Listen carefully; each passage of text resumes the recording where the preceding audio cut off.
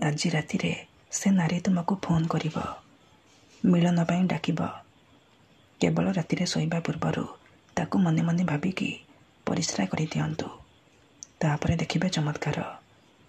ହଁ ଦର୍ଶକ ବନ୍ଧୁ, ଆଜିର ଏହି ଭିଡ଼ିଓଟିରେ ମୁଁ ଆପଣଙ୍କୁ ଶିଖେଇବି ଆପଣ କିପରି ନିଜ ପସନ୍ଦର ଝିଅକୁ ପଟେଇ ପାରିବେ। ପଡ଼ିଶା ଘର ସୁନ୍ଦରୀ ଭାଉଜକୁ ପଟେଇ ତାଠାରୁ ନିଜର ମନ ଚାହୁଁଥିବା କାମ ହାସଲ କରିପାରିବେ। ଏହି ବଶୀକରଣ କରିବା ପାଇଁ ଆପଣଙ୍କୁ କୌଣସି ପ୍ରକାର ତନ୍ତ୍ରମନ୍ତ୍ର କରିବାକୁ ପଡ଼ିବନି କିମ୍ବା କୌଣସି ପ୍ରକାର ପଇସା ଖର୍ଚ୍ଚ କରିବାକୁ ପଡ଼ିବନି। କେବଳ ଯେଉଁ ଝିଅ ବା ବିବାହିତା ମହିଳାକୁ ଆପଣ ବଶରେ କରିବାକୁ ଚାହୁଁଛନ୍ତି ତାକୁ ମନେ ମନେ ଭାବିକି ପରିସ୍ରା କରିବାର ଅଛି। ତାପରେ ଦେଖିବେ ଚମତ୍କାର। ଯେମିତି ଆପଣ ଏପଟେ ପରିସ୍ରା କରିଦେବେ, ସେପଟେ ସେ ଝିଅ ହେଉ ବା ବିବାହିତା ମହିଳା ବିଚଳିତ ହୋଇ ଉଠିବ। ଆପଣଙ୍କ ପାଖକୁ ଆସିବା ପାଇଁ ଛଟପଟ ହେବ। ଯେପର୍ଯ୍ୟନ୍ତ ଆପଣଙ୍କ ସହିତ ସମ୍ପର୍କ ରଖିନି ସିଏ ରହିପାରିବନି। ଏହି ବଶୀକରଣ ପ୍ରଚଣ୍ଡ ମହାଶକ୍ତିଶାଳୀ ବଶୀକରଣ। ଏହାର ପ୍ରୟୋଗ କେବେ ବି ଖାଲି ଯାଇନି। ତେଣୁ ମୋର ଆପଣମାନଙ୍କୁ ଅନୁରୋଧ କି ଏହାକୁ ଆପଣ ଭାବିଚିନ୍ତି ପ୍ରୟୋଗ କରିବେ। ମନରେ କୌଣସି ଖରାପ ଉଦ୍ଦେଶ୍ୟ ରଖିକି ଆପଣ ଏହି ବଶୀକରଣକୁ ପ୍ରୟୋଗ କରିବେନି। ଯଦି ଆପଣ ସେ ଝିଅକୁ ସତରେ ଭଲ ପାଉଛନ୍ତି ତେବେ ଆପଣ ଏହି ବଶୀକରଣକୁ ପ୍ରୟୋଗ କରିବେ। ଅନ୍ୟଥା ମନରେ କୌଣସି ଖରାପ ଉଦ୍ଦେଶ୍ୟ କିମ୍ବା କୌଣସି ଖରାପ କାମ ପାଇଁ ଆପଣ ଏହି ବଶୀକରଣକୁ ପ୍ରୟୋଗ କରିବେନି। କାହିଁକିନା ପରିସ୍ରାର ଏହି ବଶୀକରଣ ମହାଶକ୍ତିଶାଳୀ ବଶୀକରଣ। ଏହାର କୌଣସି ପ୍ରକାର କାଟ ନାହିଁ। ଯିଏ ବି ଏହାକୁ କରିଛି 100ରୁ 100% ସଫଳ ହୋଇଛି। ତେଣୁ ଆପଣ ବି ମୋ କଥା ମାନି ଆଜି ରାତିରେ ଶୋଇବା ପୂର୍ବରୁ ସେ ଝିଅ ବା ମହିଳାକୁ ମନେ ମନେ ଭାବିକି ପରିସ୍ରା କରିଦିଅନ୍ତୁ। ତାପରେ ଦେଖିବେ କିପରି ସିଏ ସେହି ସମୟଠାରୁ ଆପଣଙ୍କ ପାଖକୁ ଆସିବା ପାଇଁ ବାଧ୍ୟ ହେବ। ଆପଣଙ୍କ ଆଡ଼କୁ ଆକର୍ଷିତ ହେବାକୁ ଲାଗିବ। ଆପଣ ତାକୁ ଯାହା କହିବେ, ଯେମିତି କହିବେ ସିଏ କରିବ।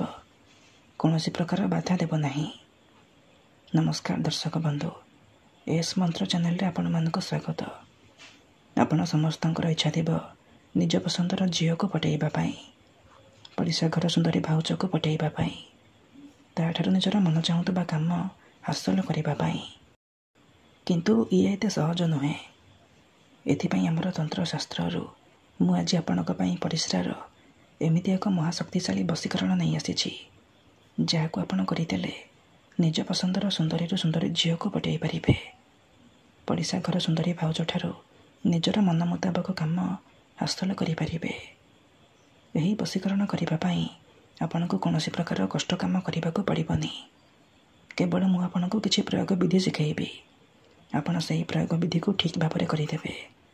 କିଛି ବି ଭୁଲ ଭାଲ କରିବେନି, ନହେଲେ ଆପଣଙ୍କର ବଶୀକରଣ କାମ କରିବନି। ଆଉ ପରେ ଆପଣ କହିବେ ଗୁରୁଜୀ ଆପଣଙ୍କର ବଶୀକରଣ କାମ କରୁନି। ତେଣୁ ମୁଁ ଆପଣଙ୍କୁ ଯେମିତି ଶିଖେଇବି ଆପଣ ଠିକ୍ ସେହିପରି କରିବେ। କିଛି ବି ଭୁଲ ଭାଲ କରିବେନି। ଠିକ୍ ଅଛି? ଏହି ବଶୀକରଣ ସାହାଯ୍ୟରେ ଆପଣ ବର୍ଷ ବର୍ଷ ଧରି ଭାଙ୍ଗି ଯାଇଥିବା ପୁରୁଣା ପ୍ରେମକୁ ମଧ୍ୟ ଫେରାଇ ଆଣିପାରିବେ। ଶାଶୁ, ନଣନ୍ଦ, ଦିଅର, ଭାଉଜ କାହାକୁ ବି ନିଜ ବଶରେ କରି ତାଠାରୁ ନିଜର ମନ ଚାହୁଁଥିବା କାମ ହାସଲ କରିପାରିବେ। ଯଦି ଆପଣ କେଉଁ ଝିଅକୁ ବହୁଦିନ ହେଲା ଭଲ ପାଉଛନ୍ତି, ତା ପଛରେ ଗୋଡ଼େଇ ଗୋଡ଼େଇ ନିଜର ସବୁ ସମୟ ସାରି ସାରିଲେଣି, କିନ୍ତୁ ସେ ଝିଅକୁ ପଟେଇ ପାରୁନାହାନ୍ତି, ତେବେ ଆଜି ରାତିରେ ଶୋଇବା ପୂର୍ବରୁ ସେ ଝିଅକୁ ମନେ ମନେ ଭାବିକି ପରିସ୍ରା କରିଦିଅନ୍ତୁ। ତାପରେ ଦେଖିବେ କିପରି ସେ ଝିଅ ନିଜେ ଆସି ଆପଣଙ୍କର ପାଦ ତଳେ ପଡ଼ିବ ଆଉ ଆପଣଙ୍କୁ ଭଲ ପାଉଛି ବୋଲି କହିବ। ଏହି ବଶୀକରଣକୁ କେହି ବି ଅତି ସହଜରେ କରିପାରିବେ। ବିନା କୌଣସି ତନ୍ତ୍ରମନ୍ତ୍ର କରି, ବିନା କୌଣସି ପଇସା ଖର୍ଚ୍ଚ କରି ଏହି ବଶୀକରଣକୁ ଅତି ସହଜରେ କରିପାରିବେ। ଠିକ୍ ଅଛି? ତେବେ ଏହି ବଶୀକରଣ କରିବା ପୂର୍ବରୁ ମୋର ଗୋଟିଏ ଛୋଟିଆ କଥା ମନେ ରଖନ୍ତୁ। ତନ୍ତ୍ର, ମନ୍ତ୍ର, ଯନ୍ତ୍ର, ବଶୀକରଣ ଇଏ ଏମିତି ସେମିତି କାମ କରେନି।